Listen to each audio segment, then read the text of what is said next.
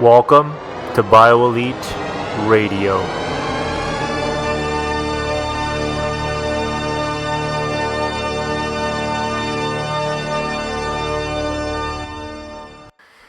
Hey, what's going on, everyone? Welcome back to BioElite Radio. My name is Joseph Martinez, stress relief expert and performance enhancement coach. Now, today, what I wanted to talk to you about is a very, very, very important thing.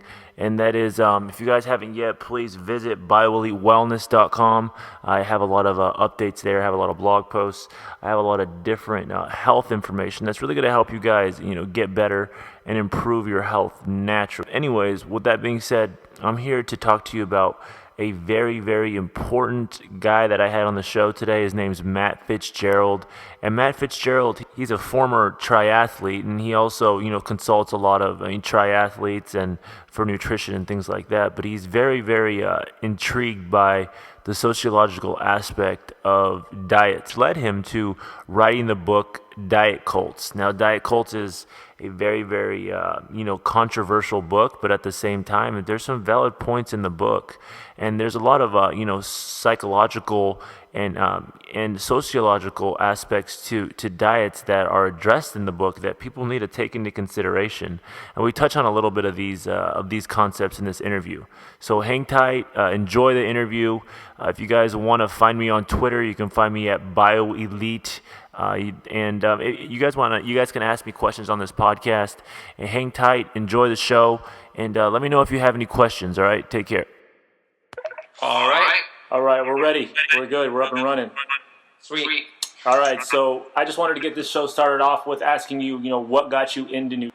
Well, I really got into nutrition through sports. I grew up as a runner, and was really interested in just getting faster in races. And training is a big part of that, but nutrition is too. So initially, I was focused on sports drinks and ergogenic supplements, or the kinds of things that you could take right before a race, during a race that might help you. But my interest in nutrition kind of broadened from that point. Because really, honestly, even from an athlete's perspective, breakfast, lunch, and dinner matter a lot more than supplements. Right, definitely. In terms of performance. So that was my point of entry into developing a general interest in nutrition. Great. Did you? So what gave you inspiration to write the specific book that we're going to talk about today, which is Diet Cults? In college, I was an English major in college, so I really don't come from a science background. I'm more of a humanities and arts guy. But I was very tempted to major in sociology because I'm really interested in how people operate in a group context. So, as I developed an interest in nutrition, I really was more fascinated by the sociological dimension of nutrition and diet, even more than the chemistry of it. And for that reason, it really struck me as pretty fascinating how much controversy there is these days around diet and how personally invested people become in particular ways of eating, and how much antagonism there is between different philosophies of the best way to eat. And I thought, what's behind all that? It was just a question that was quite interesting to me, so I decided to explore that. And that's really what resulted in Diet Cults. Right. I mean, you have so many different diets and so many people that just are so judgmental just because they're in a specific, either vegan or they're vegetarian or they're specific, they're in a specific cult, as you would call it. But why do you think they're so invested in that specific? Do you think it's for health reasons, or do you think it's just based on like the social culture that they're around, or do you think they fit in? Do you think they feel like they fit in more in with that group, or what do you think that is? Why do you think that is? What I try to show in the book is that this phenomenon is really very ancient, and it's something that human beings have always done. As long as there has been culture, there have been diet cults. Just because humans, with these big brains we have, food is more than just food for us. We derive a sense of personal and cultural and even moral identity from the way we eat and the way our kind eats. So in the book, I really go pretty far back in history to demonstrate that there's nothing new under the sun in this regard. And yet, there is something kind of new these days because things have changed. And in the old days, there was really only one way to eat per culture. If you grew up as a Jew in ancient Israel, well, you ate what everyone around you ate. You didn't have the kind of choice that we have today. And also, back then, people hadn't yet come up with some of the Franken foods and processed kinds of things that wreak pretty significant health consequences. So there wasn't this sense of alarm about, oh my gosh, we've really gone off course with our diet, as a species. Right.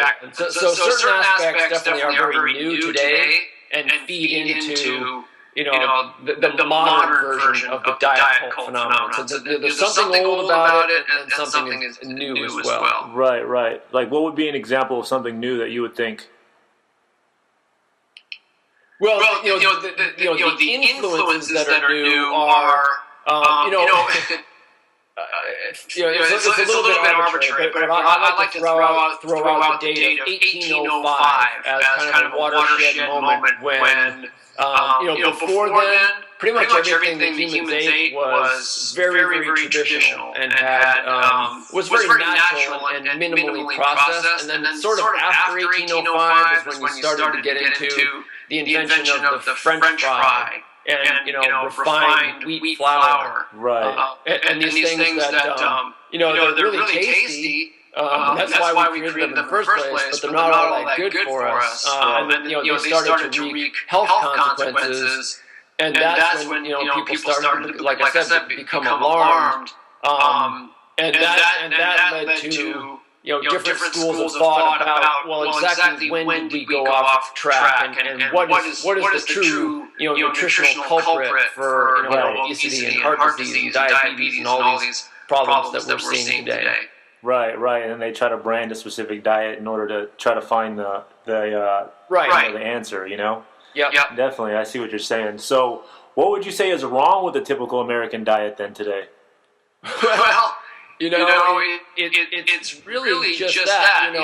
I guess my philosophy is that it's natural for human beings to eat everything. And it's also natural for human beings to kind of mess with their food. There are people who disagree with that. They think that we should have stopped messing with our food, from 6 million years ago when we first came down from the trees or whatever. Right. So, I think that manipulating our foods is really something that makes us human, and that's okay. It's just that there are successful ways to do that, and then unsuccessful ways to do that. So, some of the every food that we eat today, every single food in the modern human diet is new. Because we bred our livestock for favorable qualities. We bred our produce, our fruits and vegetables for desirable qualities. So we really can't go back. So the question really is, just what is good for us and what is not. And I think it's a mistake to try and come up with some 50,000 foot principle that explains everything. Everything on this side of the ledger is bad for us. Everything on that side is good. You just have to really look at what is actually helpful and what is not. But on the level of principle, I really do believe in not eliminating entire food groups. Not just allowing yourself from enjoying things like sweets and fried foods. I think it's okay to do that. You just have to be smart about it. Right. So do you think like ancestry or like your heritage has anything to do with like the types of food that you should consume, or do you think that has anything to do with it? Well, I think when you get to the level of on a more basic level, we're all human and we're all the same, right? So. Like, a lion can survive on nothing but antelope meat for its entire life. As a human, you can't do that. So, we're all the same on that level. We're all omnivores. We all have, basically the same general nutritional needs, but they're not all the same. There is a level of individuality, and some of that individuality is, cultural heritage based. Your particular genetic line. So, like if you are Native American, for example, you're going to be more vulnerable to the negative effects of consuming alcohol, for example, because Native Americans didn't consume alcohol until Europeans showed up. So, there are lots of examples like that. Lactose intolerance is another one. I myself am from Northern European. I'm a British Isles mutt, so I'm fine. As a 43-year-old man, I'm fine consuming dairy, but if you're Chinese, you might not be. Right. Yeah. That's what I was kind of thinking about too. Right. What is your thoughts about like gluten? Do you think obviously that you already talked about how there's so much processed wheat out there? Well, I'm just curious what you think about it. Do you think that's a fad diet, or do you think some people should consume it, or that some people shouldn't, or what are your overall thoughts about that? Yeah, there's a whole chapter on gluten in diet cults. And the point I really try to get at there is that the gluten hysteria. I'm not saying there's no substance to it, but it's only the most recent example in a long line of kind of scapegoat nutrients. Right. And so they do have a tendency to kind of come and go. Where we decide that a particular nutrient is just a killer and nobody can eat it. I don't think that's the case with gluten. It certainly wasn't the case with yeast and some of the other ones that the scapegoat nutrients that came along before it. And in that particular chapter, what I highlight is that there's a tendency in 21st century America to blame everything on diet, everything on food, and diseases can come from a lot of different sources. Oh, and definitely. what I highlight in that gluten chapter is stress. Definitely. The modern, the society we live in now is just, we're pulling at the end of our genetic leash psychologically as a species. The world we live in is really, we think so much about how our food has changed. Well, our food hasn't changed nearly as much as our culture has changed. Oh, 100%. Yeah, definitely. The last 10,000 years. And, I think it's stressing us out. And stress is a physical thing. So if large numbers of people in a society are under chronic stress, that's going to mess with their guts. And it's going to make them more vulnerable to certain types of foods that may be okay in a low stress environment aren't going to be okay anymore in a high stress environment. So this is I do definitely cite some evidence to support this speculation, but I do also admit that it's a little bit of speculation at this point. But I think that I do suspect that this will come out more in the future, that stress is playing a bigger role in some of the afflictions that we currently think of as completely diet-related. Right. Now, do you think some of the diet-related, inflictions that we see, do you think the diet actually, causes more stress? Do you think those two things are correlated together?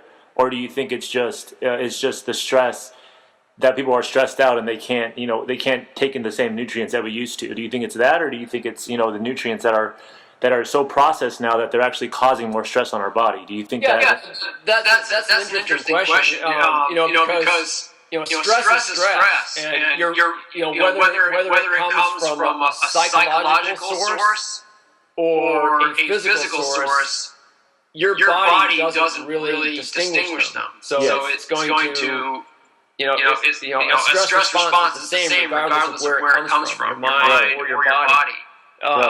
So definitely like nutrients, nutrition foods can be chemical stressors. But I think that's something that's already pretty well recognized and appreciated. And what I'm trying to do is push back a little bit and say, hey, this psychological stuff, this social stuff is under-recognized and underappreciated. Right. I'm trying to maybe change the message just a little bit in that regard. Definitely. I mean, the kind of approach I take is like, you have stress, but there's so many different facets of stress. There's like your environmental stress, you have that type of stress, you have nutritional stress, and then the psychological portion that you mentioned, which I think all those kind of play in, they all correlate together. Would you agree? Yeah, they all end up, as my dad would say, it all goes in the soup. Right. Where the stress comes from, it ends up in the same pot. Right. I mean, there's different therapies you can do, obviously, to get your body back in balance too. So. Yep. Yeah, but the next question I had is like, what are 5 ways that you can spot, your diet, like a diet cult? What are 5 ways that you could spot one? You can come up with 5? Yeah. Let me start with number one anyway, which is the way I sort of define a diet cult is it's a community of like-minded eaters whose way of eating is based on the idea that there's only one right way for human beings to eat, or that there is a clear single best way for humans to eat. So the word cult is a loaded term, and I recognize that. Right. But I used it, in the title of my book, open-eyed, because I think there are clear comparisons. And when you're looking at religious or spiritual cults, that's really the key defining characteristic is the idea that there's only one way to salvation or enlightenment or whatever. And if you don't accept that way, then you're damned. And to me, there's a clear parallel with what I characterize as the diet cults, where it's like there's only one right way. It's clearly defined by a specific set of rules. And if you're not on board with that, you're going to nutritional hell. Seriously. So like, this goes back to like the stress thing too, if you think about it, because like you're honestly stressing your body out. You're putting more stress on your body just judging other people, other cults, because they eat that way. You're stressed. You're putting more stress on your body. So it goes back to like the psychological part of it. It really does. Again, in terms of things that are under-recognized, underappreciated, I truly believe that the psychology of food is just as important as the physiology. One of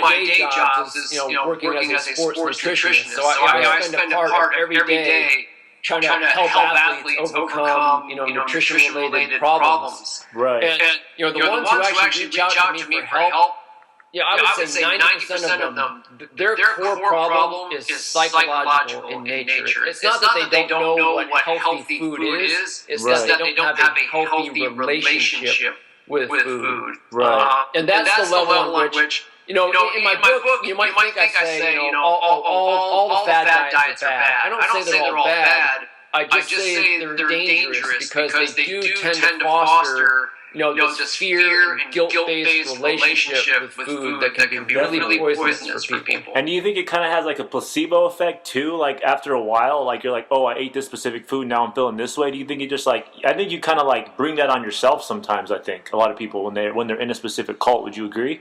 Yeah. If you talk to someone who has just started, a new fad or popular diet, or just recently joined a new diet cult, if you talk to one of those people, 3 weeks into their journey, they're all happy. Every single one of them is happy. Right. And that's why testimonial evidence is just worth zero. It doesn't matter. They could be going for the meat-heavy paleo diet or the meat-free vegan diet, and they're just as happy. They're just as convinced they found the one true way. But then, fast forward 10 or 12 weeks, not so happy anymore. In most cases, there are people who will stay on one path or for the long term. But so there is this, I talked about raw food diets in one chapter of diet cults, and that placebo effect is really prevalent there, where one person I talked to who was on a raw food diet and then got off it, he said, honestly, the washout rate for raw diets is, it's above 99%. Oh, definitely. Yeah, that's such a hard diet to maintain, Yeah, if you talk to a raw foodist 3 weeks into it, they're happy. Right. But 99% chance that they will not survive on it. Right. I mean, going back to the stress thing too, because they're so stressed out about where they're going to get their nutrients from, because those foods aren't really that easy to have access to. I mean, I would think that stressed me out too. Would you agree? Yeah. That's what you see in a lot of these when let's be honest. The average American's diet is crap, and it's slowly killing them. Right. So there's that. But on the other hand, if you're on a diet that forces you to swim against the stream of what's normal to such a degree that you can't even enjoy going out to eat at a restaurant, or you can't really enjoy a family dinner. Your diet has become so weird that you're constantly like, what can I even eat here? That's not good for you. Who cares about what the food you're eating? Just again, the psychology of that is not healthy, and it's unnecessary. Right. I mean, not only that, it goes back to like the psychological portion, because a lot of people, when they change their diet and they're so different from other people, I think that they kind of start feeling like their self-esteem kind of lowers. Would you agree? They don't feel accepted by other people as much. Would you agree? It cuts both ways because as I'm sure you're well aware, there is one of the more off-putting elements of diet cult cultures is their sanctimoniousness, the sense of superiority that they foster. It's like, we're part of the exclusive club of people who eat right, and all the rest of you are again going to nutritional hell. So right. you get that, but if you're not, if you're someone, say you go, let's just go back to the example of the paleo diet. You decide to go on that, and again, a lot of paleo people think, we're superior to people who eat different ways. But if you're surrounded by people who don't eat that way, then exactly what you said, the opposite might happen, where you just feel like a freak. Right. And that could be, another source of stress. It can just makes it all the harder to sustain it. Right. There's two, like you feel like you're so egotistical that you're judgmental towards people. And then when you get into that situation where you're around people who are judgmental towards you and you're outnumbered, now you're stressing out there. So there's like two ways, Yeah. Yes. Yep. Yeah, definitely. So let's get on with those five other diet cults. You had the first one. I don't know. So anything that you see as a characteristic of a spiritual cult is also often manifest in the diet cults. So often but not always, you'll see a central guru figure. Someone who's like, sort of like the prophet, who's everything he says is true just because he's him. Right. So that's one of them. Like again, not all diet cults have that, but if you do see that, like sort of a central figure in that diet community that you're not allowed to disagree with, that's definitely a red flag. Right. Another feature of religious cults that has a parallel in diet cults is the difficulty of getting out of them. Once you're in, like there was this recent documentary on Scientology, that was a big theme. Like once you're in, it's almost like you're imprisoned in religion, and that can happen in diet cults too. In diet cults, I talk about Weight Watchers, where it's a perfectly legitimate business, right? A lot of people have a lot of success with it. But one of the complaints that some people have is that there's this tremendous peer pressure, like this sort of shame-based environment there, where like if you just want, I mean, there are a lot of legitimate reasons to want to leave Weight Watchers, but a lot of people have a hard time doing it because they're so shamed in trying to extricate themselves. Right, because they're part of that. Yeah, they're part of that community, so now they feel like they're they're there and there's no other option. Pretty much, it seems like. Right. Yep. Definitely. Let's go on. Let's get on with the next one. Well, were those all 5 right there? I think we've gotten through perhaps 3. Yeah, that's great. Yeah, let's try to They're probably more than 5. Another one, just kind of tossing them out randomly. Yeah, definitely. That's fine. Another one is like black and white thinking. In religious cults again, everything is clear cut and settled. It's either good or evil, right or wrong, with us or against us, and that's very much something that you see in diet cults as well. It's like we have everything completely figured out. Which is a very unscientific way of looking at things, which is an irony because every diet cult likes to reference science to support their doctrine, but they have a very unscientific way of thinking, which is that there's nothing new for us to learn. Any good scientist will say, this is what I believe now, but my beliefs are provisional. Right. You don't see that in diet cults in terms of their nutritional beliefs. That's a good one for number 4. Right. Yeah, that's a good one right there, definitely. I see a lot of people like that.